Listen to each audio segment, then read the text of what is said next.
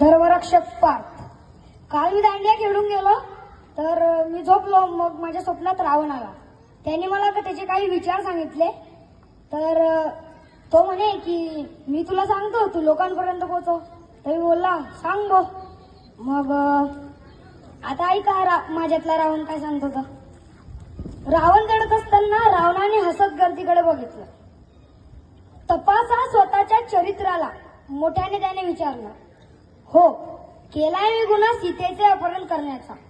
हो केलाय मी गुन्हा सीतेचे अपहरण करण्याचा, पण प्रयत्न नाही केला मर्यादेची सीमा ओलांडण्याचा.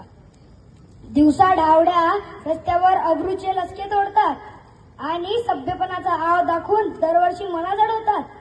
अरे तुम्हा मानवापेक्षा मी राक्षस ठरलो भारी. केला नाही अपमान सीतेचा माझ्या दारी. हुंड्यांच्या लालचे पोटी तुम्ही हजारो सीता जाळल्या आणि वंशाच्या दिव्यासाठी गर्वात कड्या मारल्या.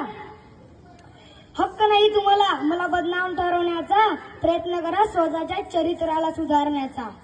तुमच्या समाधानासाठी दरवर्षी मला पेटवा, पण पेटवण्याआधी तुमच्यातील राम मला दाखवा, राम मला दाखवा. जय श्रीराम.